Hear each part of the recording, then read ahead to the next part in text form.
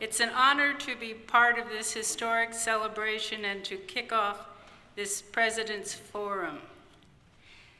Several years ago, Jude and I founded the LASPA Center for Leadership at Scripps College. The mission of the center is to develop and support future generation of women leaders, providing them with the necessary attributes, knowledge, and skills to succeed in the 21st century. Today, we thought we would take a few minutes to define why we decided to endow the center.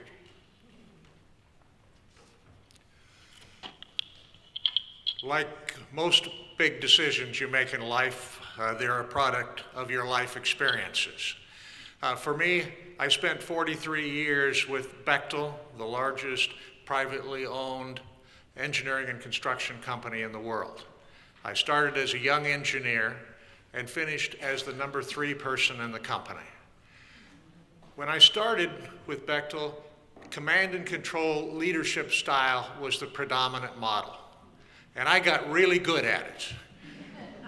However, we found that this model wasn't very effective at getting discretionary performance from people, and most importantly, young people especially didn't like it.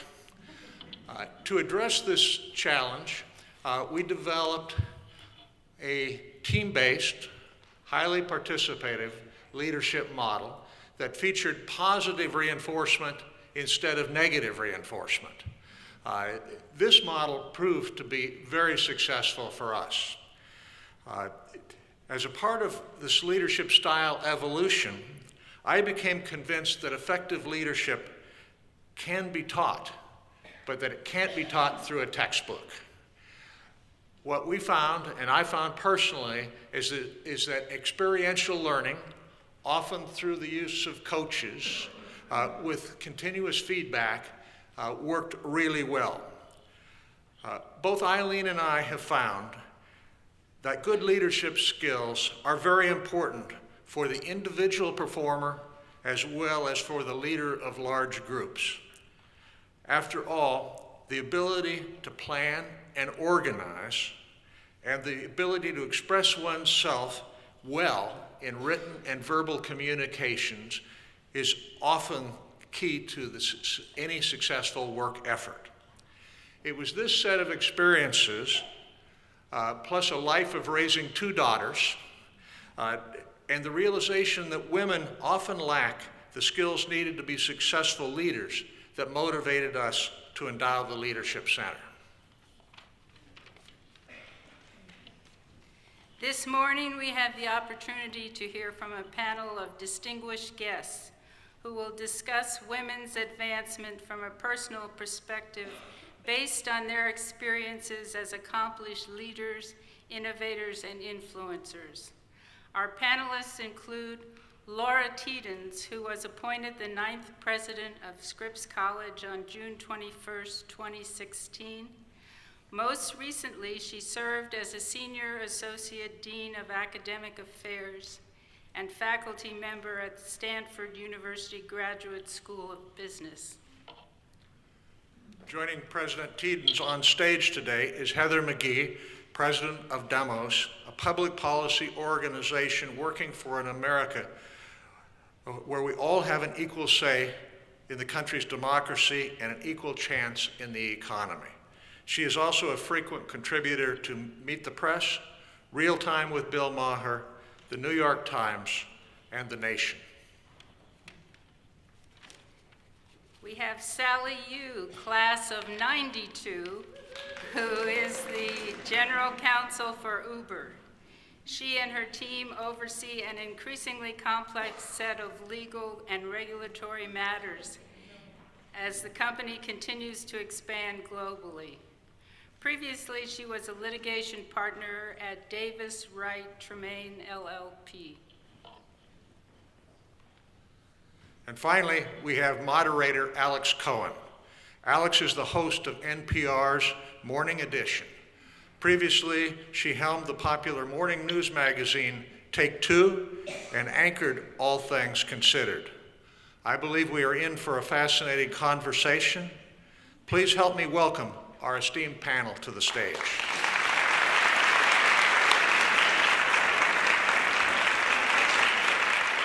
thanks to Scripps for having me here to talk to three of the most fascinating women around right now. I'm very excited to hear about what you're doing today, but I thought we could begin a long time ago for some of us when we were kids. My daughter's just about to turn 6 years old, and this is about the time that curious grown-ups start asking, well, little girl, what do you want to be when you grow up? And she asked me the other day, well, what did you used to answer, Mom? And I actually always had three standard answers. And I'd love to hear from the three of you in a moment what you thought right around this age, because things change. I wanted to be a monkey trainer. That was my #1 spot. I really liked monkeys. For those of you who are a bit older, the Clint Eastwood films, Any Which Way You Can, and they had monkeys and orangutans, and I thought it'd be cool to train them. Or a professional ice skater, or an actress. None of those things really panned out. I'm very pleased to be doing what I'm doing now. But I'd love to hear from each of you. And Heather, let's start with you. When you were a little girl, what did you think you wanted to be when you grew up? That's a great question, and I just want to take a moment and congratulate President Tiedens. This is really exciting. I'm very glad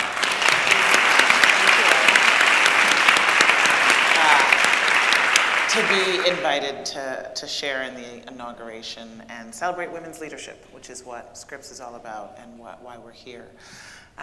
When I was little, I wanted to be a veterinarian. I was obsessed with animals. And then I remember I was getting a ride from a teacher after school, and he said, somewhat cruelly, I thought, you know, if you're a veterinarian, most of the time you'll be overseeing animals dying. You don't have to put them to sleep. Look at me. I mean, he was totally trying to emotionally prepare me for life. And I don't know if it was immediately I sort of started to turn to different pursuits, but I do remember that conversation very well. How about you? So I also want to just take a moment and say it's really great to be back on campus. In my household, Scripps is referred to as Sally's happy place, and it's really true. And I'm very grateful to this college for that moment in time where I got to really think and engage with teachers in an amazingly beautiful setting. So I'm so glad to be here today, and thank you to President Tiedens and Scripps for having me. So age 6 was an interesting year for me because it was the year that my family immigrated from Korea. And so I think that I had certain dreams. I don't remember them. I don't remember the pre-immigration dream. But I think when we got here, our first order of business was obviously getting settled. And then I think I was pretty quickly imposed upon by my immigrant parents with the Asian American dream of being a doctor. And I think that I probably kept that dream until I got to high school and realized I really disliked biology. And so there we go. President Tiedens, how about you? Well, I also want to stop for a moment and thank all of you for coming here this morning and all of you for coming here this morning to be with me at this very special time and consider the issues of women's leadership, which are indeed so central to what we do at Scripps College. And on that note, when I was 6, and I should say my parents are here and they will attest to this, they remember this, and I heard them laugh when you asked the question because they know the answer, which is that I wanted to pump gas. I thought those gas machines were very cool. And I'm sure this did not match my parents' aspirations for me. But I have to say, to their credit, somehow they found this little jumpsuit, in those days what people at gas stations wore, and it had these patches of all the different kinds of gas stations on it, and I wore that thing every day for months. And so, they supported my dream. Very important. Goes to show the importance of parental support. Yeah. Obviously, you are not a gas station attendant today. It was not meant to be, I guess. Yeah. Although there's probably similar transferable skills, it's true.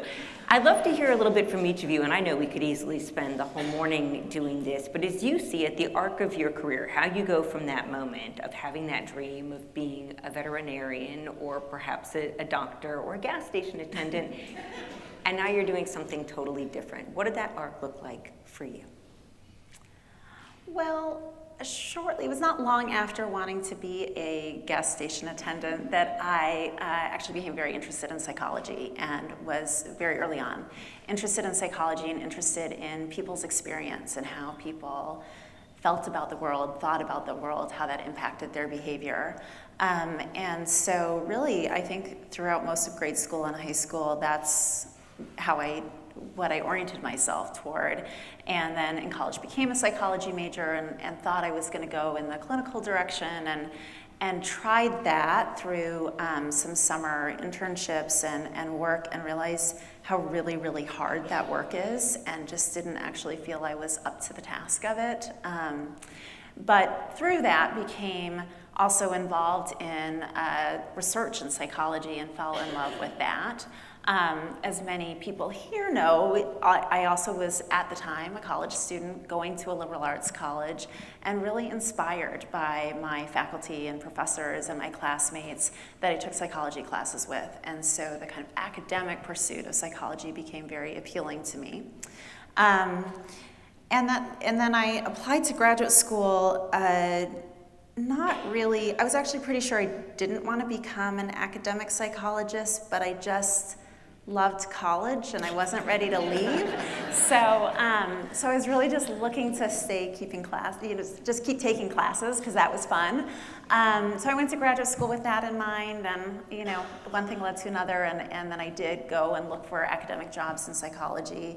I ended up at a business school, which was also not the plan, but at that time, business schools had just become very interested in psychology as important to the field of management. And there I was, and I went from there to being a faculty member, and then got involved in leadership and administration.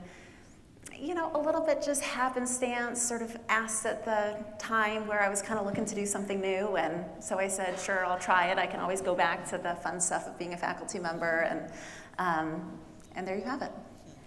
Sally, I feel like you've got the closest proximity. Doctor, lawyer, it kind of fits in that, I'm going to go out there, I'm going to do right in the world, have some success. But for you, what was driving that pursuit of wanting to get into the field of law? Yeah, so some of you may know when I was here, I majored in government. And at the time, Scripps didn't have a government major, and so I was at CMC. And government is really about political ideas. And when I thought about those political ideas, how they get expressed in society is largely through laws. There's other ways, of course, but the foundation is laws. And so I thought, I would like to go into the legal profession. I did, after law school, worked for a candidate who was running for Congress, because there are those two paths.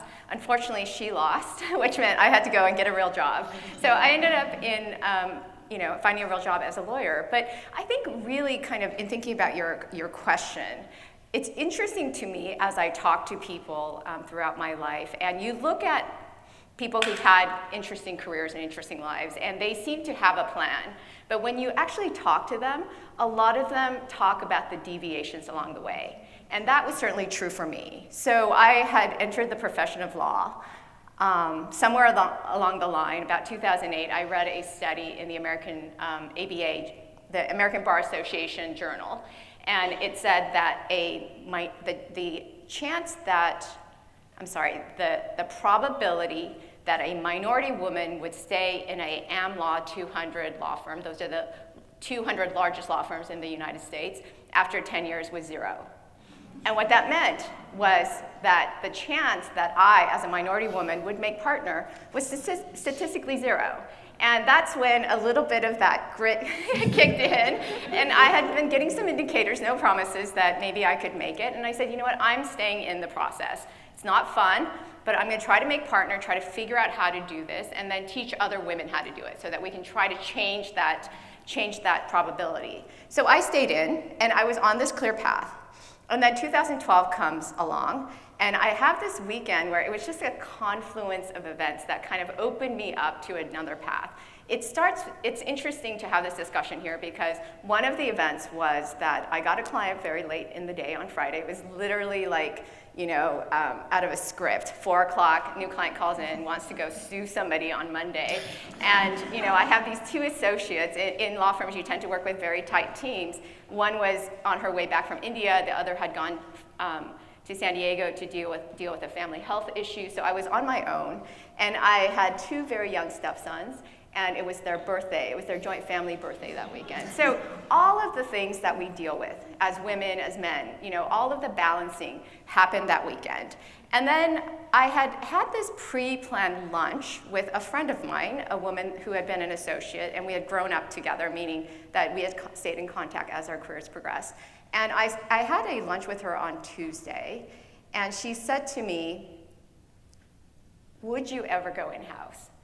And I never, at that point, had ever said yes, because I was committed to this path, to being a partner, figuring out that puzzle, trying to help other women crack that puzzle. But because of all those things, for the first time, I said to her, perhaps for the right experience. And she, being great at what she does, she was a legal recruiter at that time. She had started as a lawyer. I remember this moment. She opened up her gigantic purse, and she pulled out the listing, and she put it under my face. And as a good Asian woman, I politely looked down and read it, and it was a listing for Uber. And that's how my path to Uber started. And so just to kind of cut to the decision point, and this is something that I try to share with women, when I got to that point where I had been made an offer for this job at Uber, to be GC of Uber, I sat down with my husband, because these decisions are family decisions, and we asked each other, what is the right question? And for me, the question, we started off with what the potential questions could be. And the first question was, what's the chance that you leave this partnership, the startup tanks, and then you come back and you lose the partnership, the thing that you worked at all your life? 2, there's been this thing that you've been committed to your entire life. It's more than about work. It's really about a personal commitment to trying to help women advance. How do you drop that and move on to this other thing? And then I kind of sat on it, and I thought, you know what, actually, I think the question at this point is, when is the next time that I would be offered a position to be GC of a tech company? And when I asked myself that question, the decision was clear. So again, kind of this is a very long-winded way of getting to the question that you posed. But I think it's really important, and one of the things that I would encourage everyone in the audience, and especially young women, to think about is, 1, it's really important to have a plan but be flexible. Otherwise, you're going to miss those opportunities. And those moments where you are trying to balance everything, just check in and see if there's some awareness about, what are you supposed to be open to? And then when you come to these decision points, make sure you're asking yourself the right question. I love these stories so far, especially on a college campus, because I know especially when I started college, there was this feeling of I had to pick everything perfectly, every class, every exam, and I wasn't even sure then what the career path was, but it was this feeling of like, well, if I don't have it figured out by I'm 20, then it's never gonna work. And I feel like that pressure has only increased, especially on women today. Heather, tell us a little bit about your path and how you wound up doing what you're doing. I love these stories. And I'm trying to think, I want to sort of tell them a little bit differently to receive kind of what's been shared already. So I'm a millennial grandmother, right? I was born the first generation of the millennial generation, the first year of the millennial generation, excuse me. And I think that pressure that you just alluded to was very real, as it is for your students. In the sense that we're growing up in an era of record inequality, where the idea that you just sort of, do the right things, go to school, get into debt, and you'll have a good job, and you'll have retirement and health care and sort of family security taken care of, it's just out of reach, and it's really, really insecure. There is a sense that you have to be better than and more competitive than everybody else in order to have what for a previous generation was, what everyone in many communities was able to get. So that chase is really strong, and it's not just about the parenting styles or the media or anything about that. It really is a response to real changed conditions in our economy. So I definitely felt that. I was an ambitious kid, and I was sort of young for my grade all the time, and was sort of kind of hurtled forward, right? I really felt that way. I went away to boarding school when I was young, left the south side of Chicago for rural Massachusetts. I went to Yale for undergrad, but I always felt that no matter what I did, it would be in the field of social justice. I mean, that was sort of a given for me. It felt very clear to me that so much work was needed in order to sort of keep the world turning in the right direction, and what other thing could you do with these hands that you were given but sort of be a part of that push. At the same time, the question of how is a very intense personal one. What do you do that gives you joy, that makes you feel connected, that makes you feel that you are walking through the world with purpose? And that can be a very specific lane. That could be managing human resources and getting the best out of your colleagues. That could be communicating on a broad scale. That could be researching and writing. And so I sort of went through a lot of those questions. What is the lane? I know what the general goal is for me. I want to see more democracy and more justice.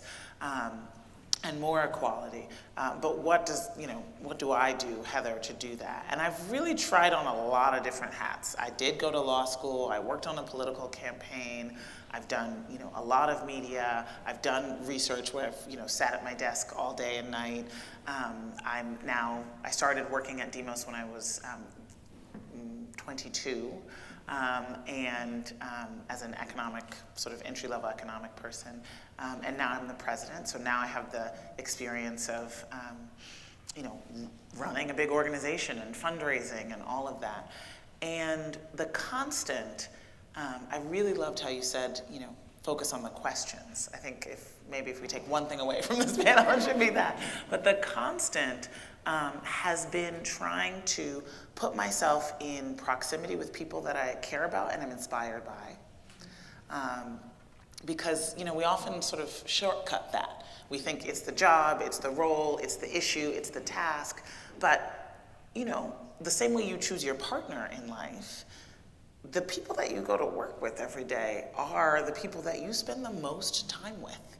And so if that interaction, if their energy, if the way they show up gives you inspiration and purpose and joy and a real feeling of partnership, that's worth so, so much. And that is frankly why I have been at Demos for so long. It is because of the people that Demos, the word, is the Greek word for the people. It means the people, but it really is the people, the staff, the board, the partners that we work with. So who can you sort of surround yourself with? Who's your team that you're going to sort of march through the world with?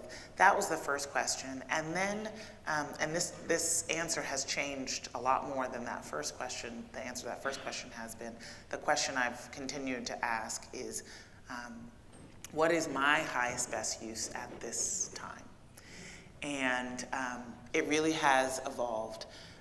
It's a mix of what do I love to do and what can I do that in this setting, in this place, at this moment, few other people can, which are not always the same answer, but it helps you keep knowing yourself, because as you keep asking that question of yourself, what is my highest, best use? The difference is the answer can be very different as you grow as a person. And so I've continued to have that as a touchstone. What's my highest, best use at this time?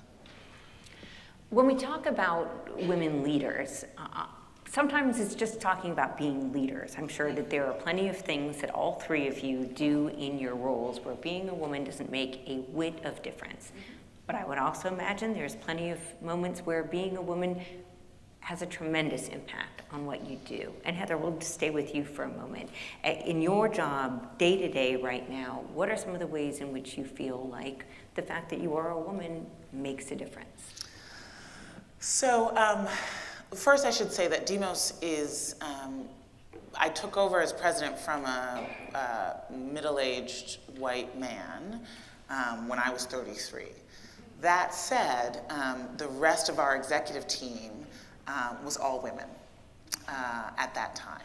And we still are. We have one man who's our VP of Administration and Finance, but it's 6 women, including one who's here, Tori O'Neill McElrath in the third row. And so in some ways, we sort of take it for granted. We don't think about it a lot because, you know, the people around the table, we're never the only. And we, you know, I think have done less sort of soul searching about what makes our leadership different because we've had that sort of kind of echo chamber of different, very different women, but still women. One thing I should just say is that the experience for me of moving from a very thick Black working and middle class community on the south side of Chicago to a very white rural Massachusetts school when I was in 7th grade, which for me was 11 years old, was probably the most significant experience in shaping my identity and my understanding of those identities. Because when you grow up, you know, in a community that's very much like you, you don't think about your identity, it's just who you are. But having that distance did so much, right? I had to see myself through the eyes of, you know, white families that, you know, had never had a Black kid in their home. And I got to observe up close what it was like to be a sort of white, male, Anglo-Saxon Protestant, right? Because this was like it's very New England, right? It's a very specific type of like, you know, white culture.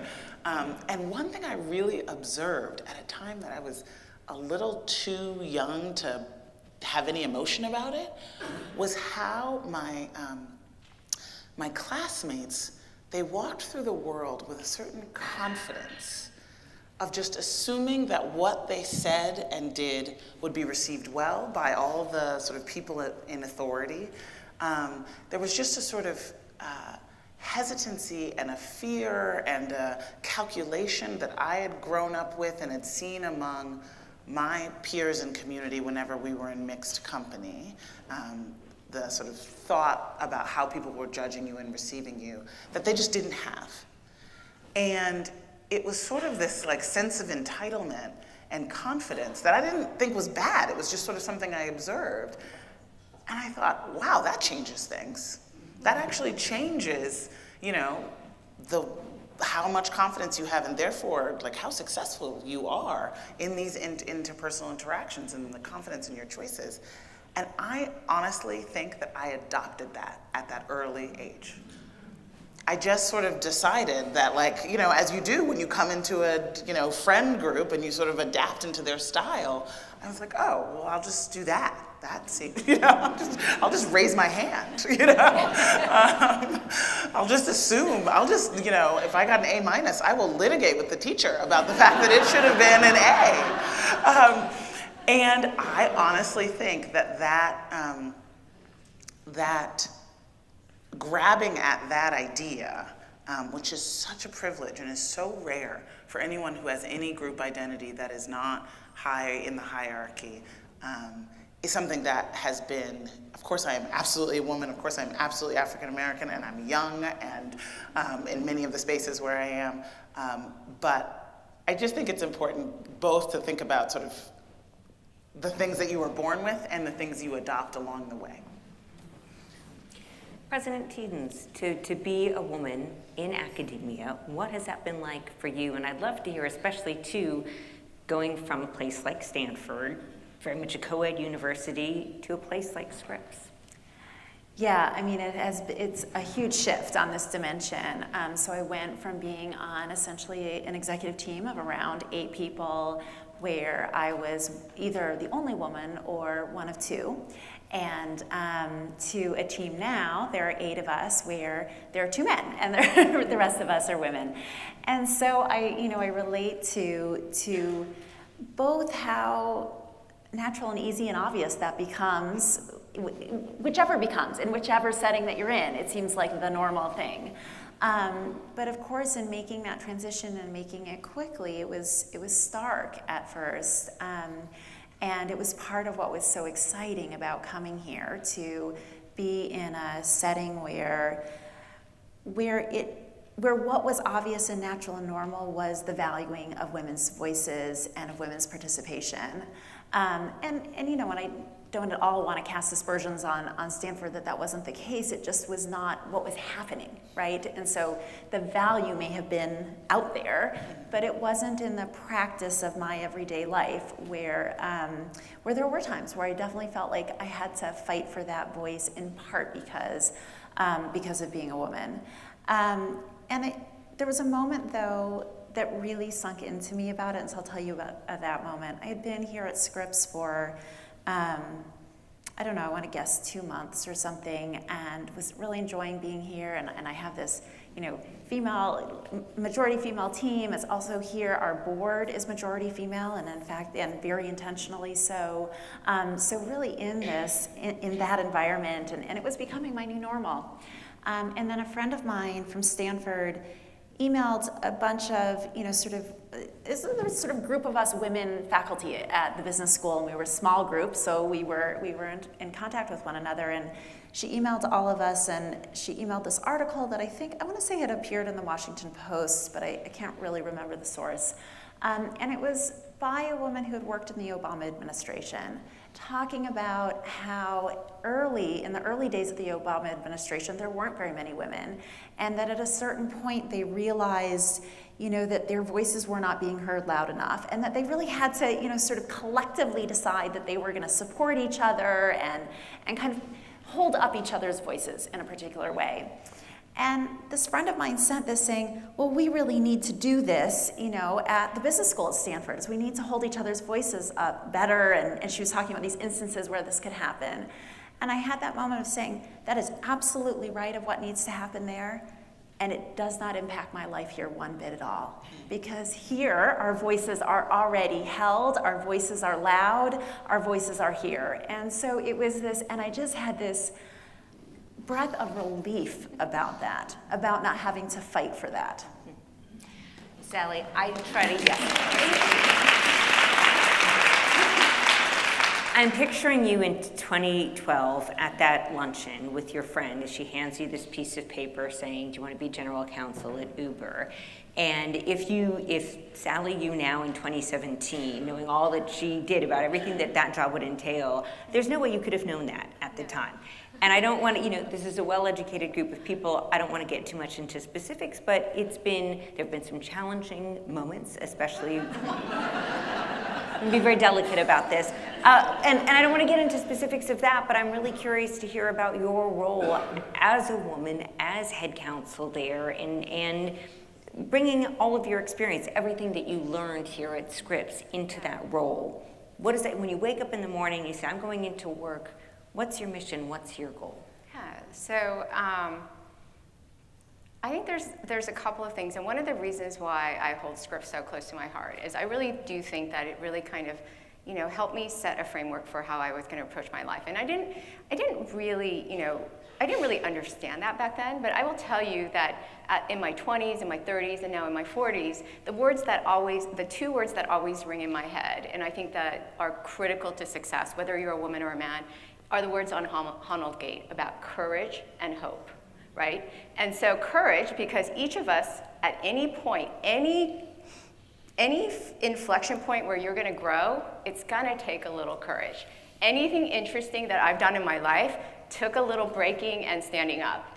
And, you know, but hope, because if you don't have that optimism that something will get better, or that you're working on something that will eventually push through and other people will see it, then you're gonna stop yourself, right? You're gonna kind of elect yourself out. And so those words have really kind of stayed with me, and I hope that they stayed with each of you and also the women who are graduating and will be moving on, because I think that they are really critical to success in corporate America. So when I think about kind of, you know, how did I approach my career, and I will tell you, it's a series of kind of small decisions that you make, decisions you make to speak up, The first time you speak up in a meeting, wherever you are, it's hard. My heart raced. I'm a litigator, and my heart would race in my own firm as I spoke up in a meeting. But the next time I spoke up, it gets easier, right? And so one of the things that I encourage women to do, and I've did a little talk about this, and I call it leaping, is that you take those small steps. And one of the things that I've observed in my own life is that, kind of going to your point, that men chew off way more than they're actually qualified for. Women wait until they feel like they're qualified, right? And so what I encourage women, and what I try to do in my own life, is take off a little bit more. I knew what my fundamental skills were, but I was, I'll be honest, there was nothing in my resume that said I should be the GC of a tech company, other than the fact that I was a fairly decent lawyer and knew some regs and litigation. But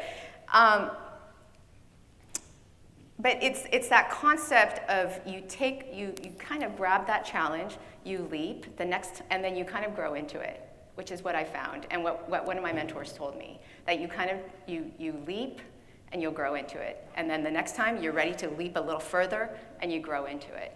And during that process, I didn't start at 21 where I am today.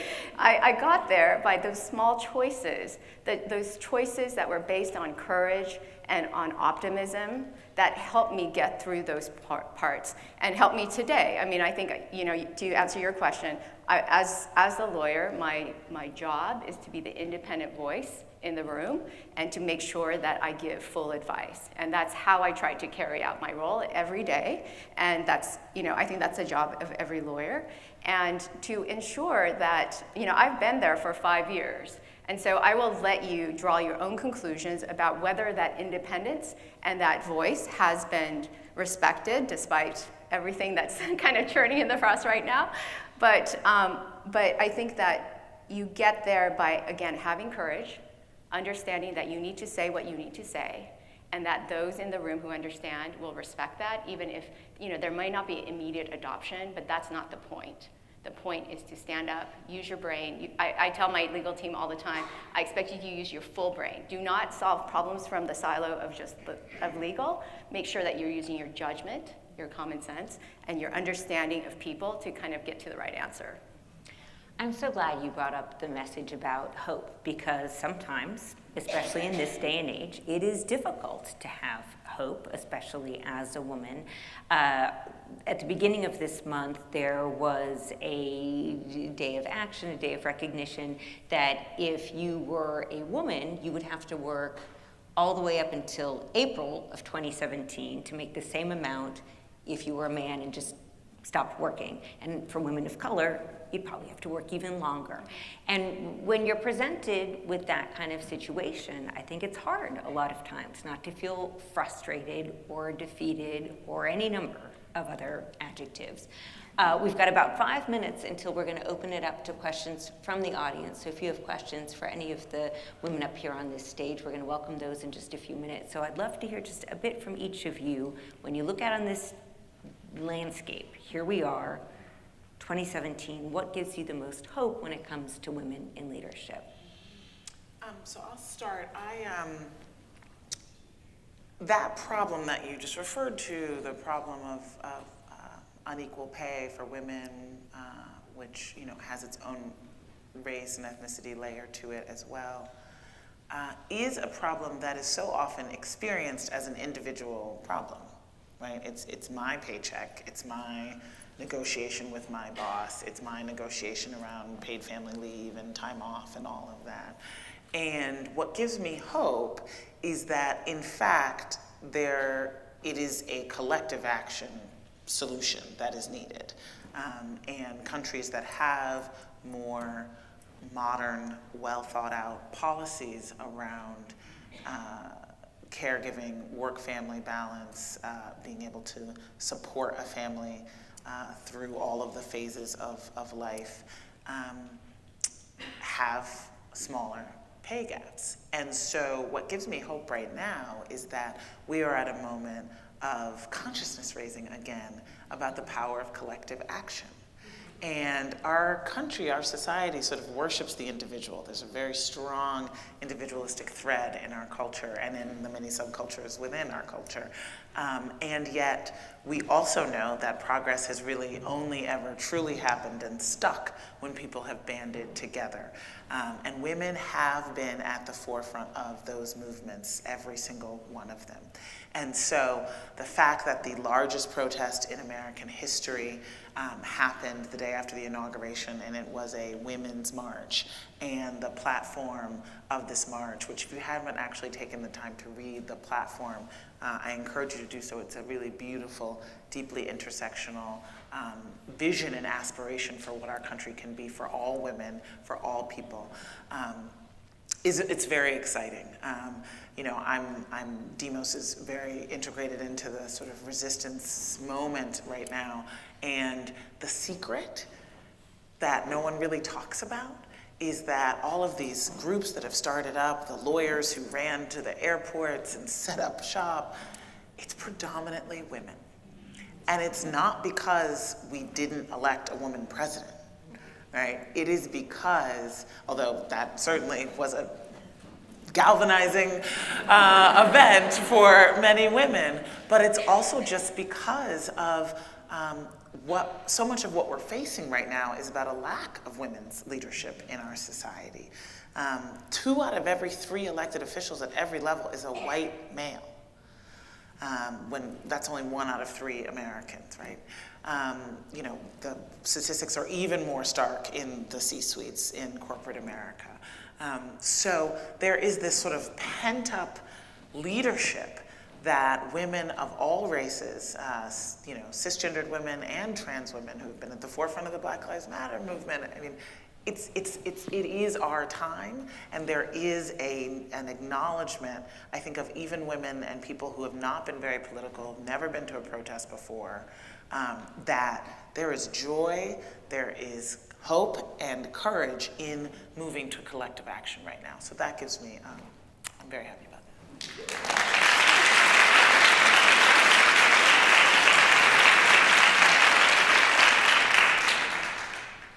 So on this issue of equal pay, I'm a big advocate for changing the question, as you can imagine. So in my personal life, my life is filled with women who are smart and bright and capable more than me. And I've been that way my entire life. I've been fortunate to have friends and mentors who are women. And so to me, the question of why should women get paid 100% just doesn't compute. I really think that the question is why not? And I want us to change that dialogue. I think each of us, when we really not buy the soundbite out there, but really think about what your own personal experience has been, either as managers or as an employee, the question is always why not? Because women do, there are no performance issues. We know this from the facts. You know, the women on my team work just as hard as the men and are somewhat more efficient. And so again, the question is why not? And so I think that there's a lot that we should do about changing the national discussion, because when you come from that place of why, you're kind of in a place of weakness, whereas if you come from why not, you start forcing people to kind of really, that's just my opinion, I'm just asking you. But, and then I think on a personal level, when I came to Uber, I was the first lawyer.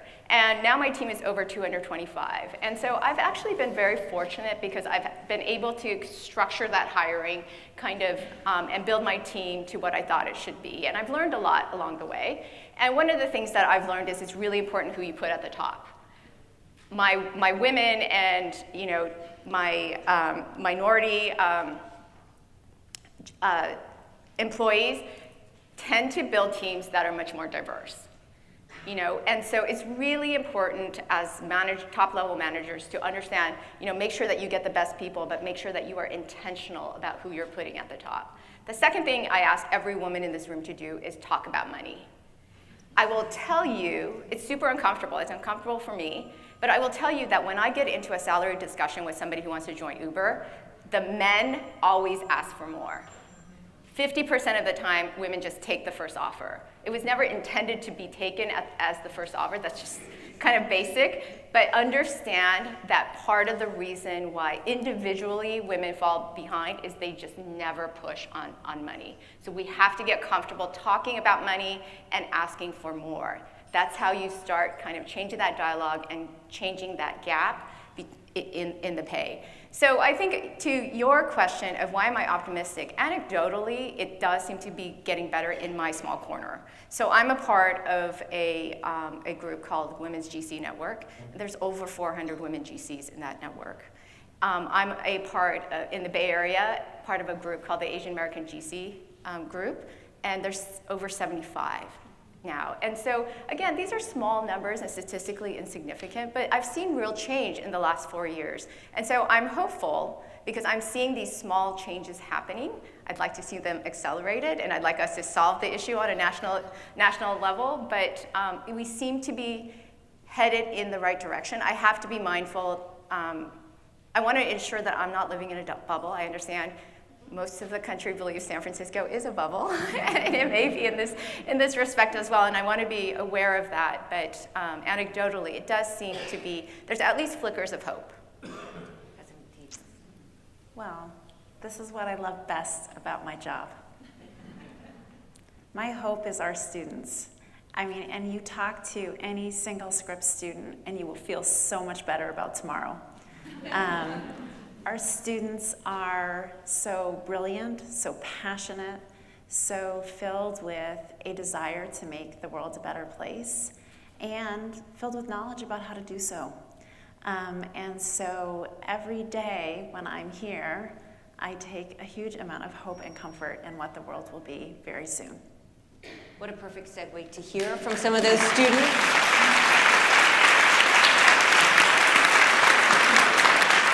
If you have a question, please raise your hand. We've got microphones on either side. It looks like we've got our first one down here and to my right. Sally, you alluded to Ellen Browning Scripps' courage and hope. I think you also were referring to the third part of that trilogy, or whatever the right word is, confidence.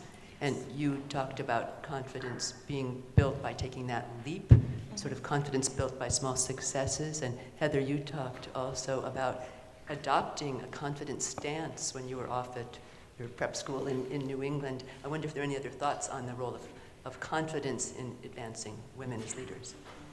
I thank you for bringing that out, because you're absolutely right. That word has also resonated with me. And especially when I was younger, and I think you alluded to this, sometimes confidence is faking it until you actually, but here's the thing about women that I continue to learn, and it's interesting. So last year I was sitting with a woman who had a C-suite job at another company, and she was very, very accomplished. And we were talking about the issue of getting more women in boards. I think for those of you who are tracking this issue, the numbers of women on Fortune 500 boards is very, very low, and we think that if we change that number, what shows is that companies do better, and it has a positive impact. And so there's a push to get more women on boards. And I said to her, you should be on a board. And she's like, well, I've done this thing and this thing and this thing, and I think when I do this thing, then I'm going to put myself up for a board. So again, it's the classic women thing, like I'm going to put myself up when I feel qualified. And then we talked about some other things, and we were talking about some other companies, and she said, oh, you should put your name on the board, right? And I said, me? Are you kidding me? I'm not ready. And so here we were, two women having this conversation where we were telling each other that we were not ready. But again, this goes to your confidence thing, right? It's, again, if we want to make change, sometimes you have to take that courage, you have to have that optimism, and then even if you don't feel that confidence, kind of fake it and move on and build on that. That's kind of been my experience. Yeah, I think that that is really true. I think that this is where the systemic and the individual have such a powerful interplay, particularly among children. The idea of self-esteem, which is another way of thinking about it, is in some ways where the various oppressions that happen in our still far too hierarchical society really shape the way that children see themselves in the world.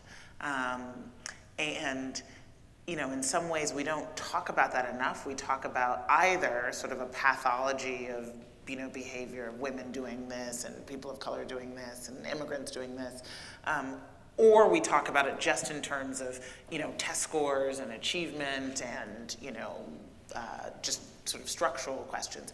But where that interface is in this question of self-esteem. If your identity is in our broader culture one that is stereotyped and degraded, one that is not reflected in leadership, one that if it is reflected in leadership, it's the only and it's exceptional. So you have to be exceptional in order to be that person, which is sort of where we are now, right? It's not that we can't name women and people of color in leadership, but because there are very few, if I'm trying to model myself there, I have to be the best there's ever been, that you've ever been. Whereas if, I look at the face of leadership and it is reflected in when I look in the mirror, I think, well, I could probably just, get there. That's one of the things that it's so, I think, important for us and for people who are nurturing women leaders to really be cognizant of the ways that people's group identities, whether they're an immigrant, whether African American, whether they are, trans, whether they are from a working class background, whether they have a disability, really can affect self-esteem, and that place is the point of intervention that can be the most powerful to create resilient self-esteem among people who are not seeing themselves reflected in leadership in the broader society. I think is very important. We have another question right here.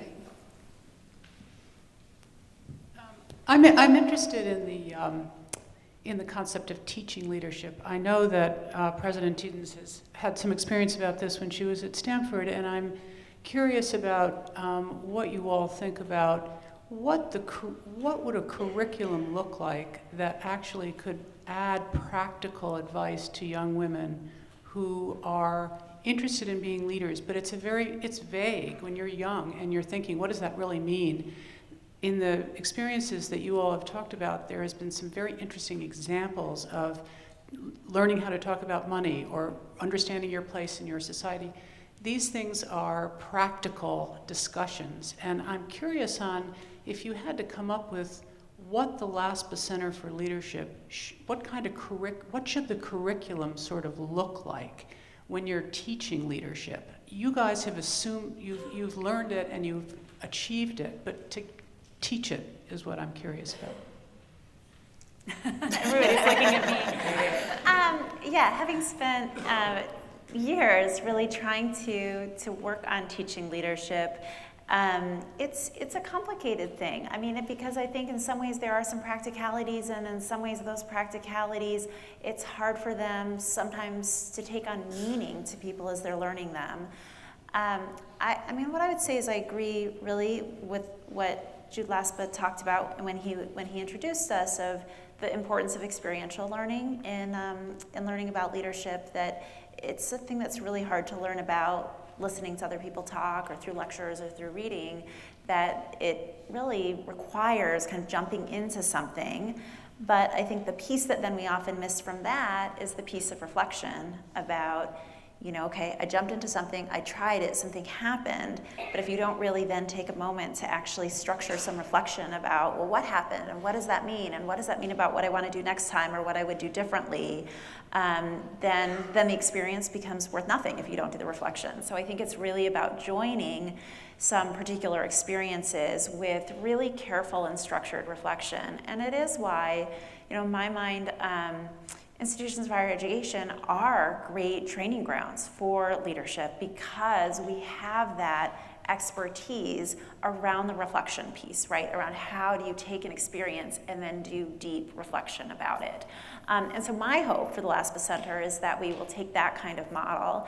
And here at Scripps, we have such fertile ground to do that. One of the things that we, as all of you know, that we offer our students are so many opportunities to lead. I mean, that's part of what we talk about in what you get coming here that you might not get everywhere else, particularly for women, is that we have women leaders all over the place on this campus.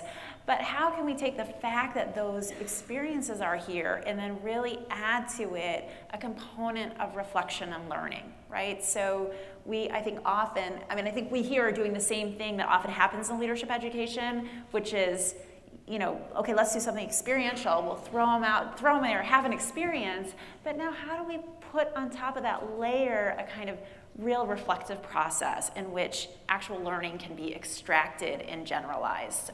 And that was the kind of high-level approach that I took when I taught leadership, and what I think we have, in many ways, a much just better opportunity to do here than would be true many other places. Hands go. And we'll just move the microphone there. I want to let Sally answer, and then we'll take, I think, one last question up there. Sally. So I think one thing that might be interesting to have, and again, this is coming from my own experience and kind of the weaknesses that I felt in myself. And I think it's really, one component of leadership is communication. And I think that women should be taught how to communicate in a leadership way, but in different settings. And I was just sitting here thinking back to my experience here on campus. And as I mentioned, I did my major at Claremont McKenna because back then, that's where government, it was either Claremont McKenna or Pomona. I decided the walk to Pomona was just too long. So Claremont McKenna it was. But the thing that I remember from that experience was, of course, I took coursework everywhere. And obviously at Scripps, and I'm sure it's the same, everybody participated. It was a very wide-ranging, full participation type of situation. I mean, as I told my non-Scripps friends, everyone spoke because if women didn't speak, then we wouldn't have a class. But in Claremont McKenna, what I started observing, and this was in my late teens, early 20s, is that women would wait to speak. Same woman, different scenario, different situation. I hope that's not happening 25 years later. So for the Scripps women who are in the room, please, if you're in a classroom, you have a right to be there, and we want to hear your voices, and please speak up. But I think that from a leadership perspective, kind of maybe a class on communication styles, it would be very impactful because communication is really key, especially as you climb up the corporate ladder. And Heather, do you want to weigh in on if you're teaching leadership? What do you think? Sure. I saw a hand over here that looks like it's maybe from a student. Recent grad? Okay. Self-awareness is actually probably one of the strongest leadership qualities that we try to nurture, particularly in cross-cultural, diverse teams, because you need to be aware of how you're showing up, as we say, how your actions impact others, which is different than your intent, which we're all masters of understanding what our own intentions are, but understanding what your impacts are is something that I've found a through line in every team in our organization, in every meeting. Those who are really able to get the best out of other people have a high degree of self-awareness. To our recent alum. Yeah, hi, my name's Emily. I'm from the class of 2014. And I just want to thank you, Heather, for some of the things you've been saying about collective action and understanding the roles of individuals and systems, like when we're talking about leadership.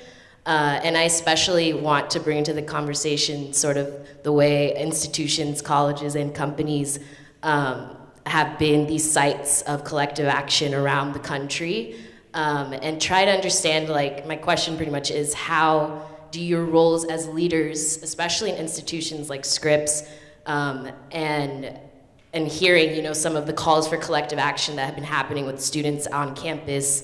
I'm sure some of us have heard different information about that, but like the RA striking and all of that, as well as just the different calls to action that have been happening all around the country in a bigger scope. How do your roles as leaders intersect with those students who have stood up as leaders and called other students and alums and the wider community for support in that action? And looking at how you nurture leaders in that way, and how you as an individual in the institution as a leader, how that role kind of interplays with the students. Yeah, I think it's maybe as I have a unique perspective being in an educational institution, right? I don't know if I would see these things in the same way across all different kinds of institutions, but I think here, collective action and student involvement in envisioning change that students want and thinking about how to accomplish that change is of greatest importance, because it's not just about what they're trying to accomplish here and now. It's part of the overall educational experience, right? About how do you go from where you are right now and seeing either this immediate world, the world of the college right in front of you, or the larger world, and think about, okay, here's where it is now, and I want it to be over here. How do I get there, right? And so when I see our students organizing, I see them not just organizing about a particular issue, but really engaging in a learning process about how you create social change.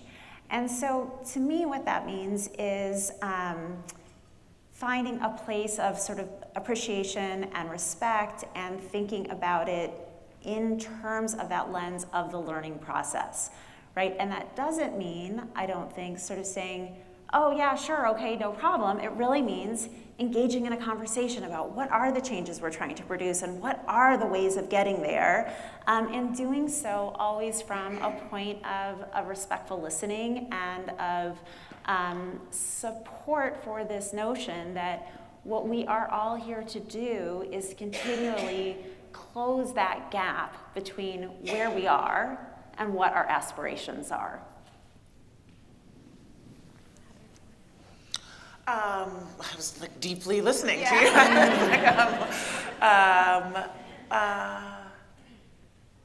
Well, I think there was a lot of power in what you said, President Tiedens. The idea that this isn't that one of the things that young people are learning right now, when they are engaged in activism on campus, is how to change the system that they're in.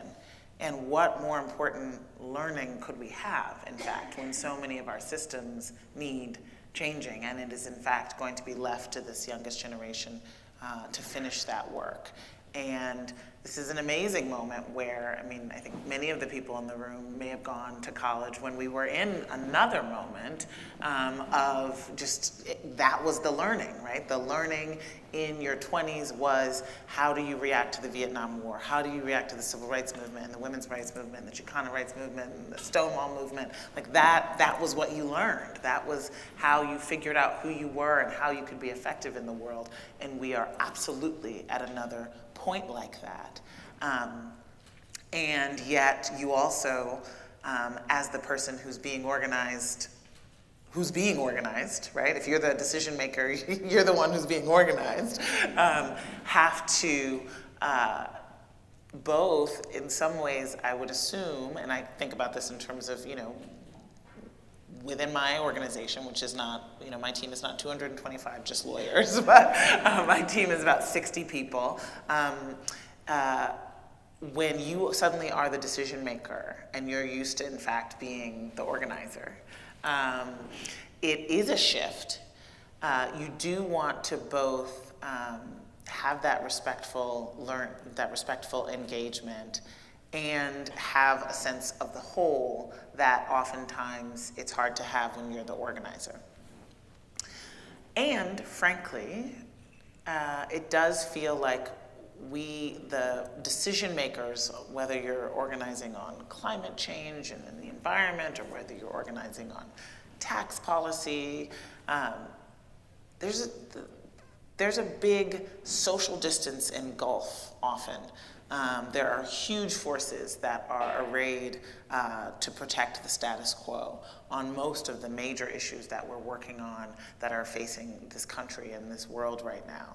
And so the organizing that may happen on a college campus or inside a nonprofit is probably going to be the easiest organizing folks will ever have the chance to do. And so it's also important to learn. There's a really great saying, power is making someone who disagrees with you do what you want.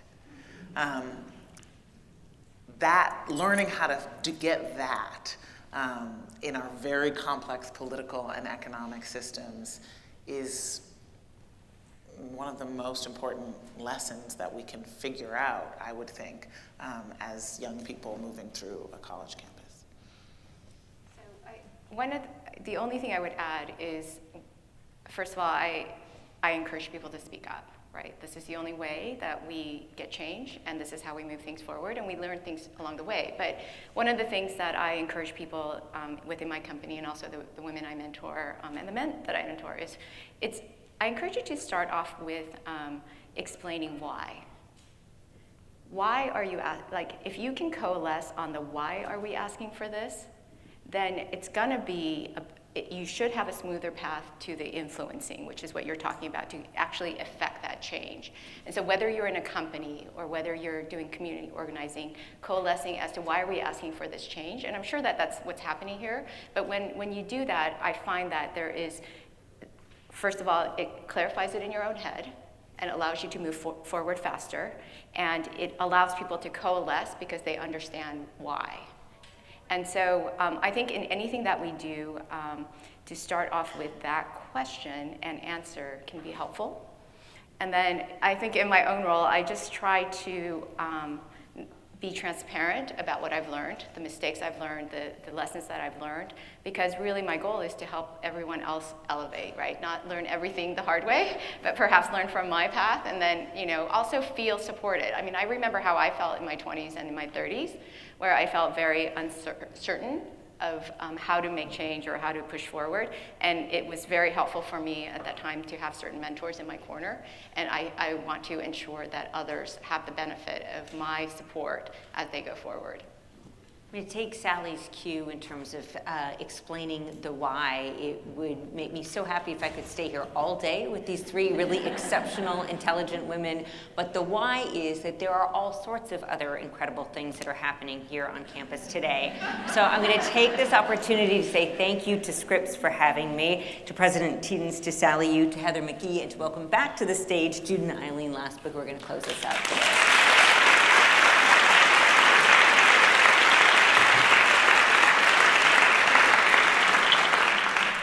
To Eileen and I, this has really been a great program. We hope you all have enjoyed it as much as we have. Listening to stories is a great learning experience in itself, starting early in age to later. But the challenges we all face in terms of how to create more effective women leaders is really the thing that's out there. A combination of lots of things: confidence, hope, courage, why not? Other things are all there. We just need to realize that teaching leadership is not an academic subject in the traditional sense. And we all have to work together to find out what works best and how it works best at Scripps College. Please join me in thanking our panelists again, Alex Cohen, Heather McGee, Sally Yu, and our president, Laura Tiedens.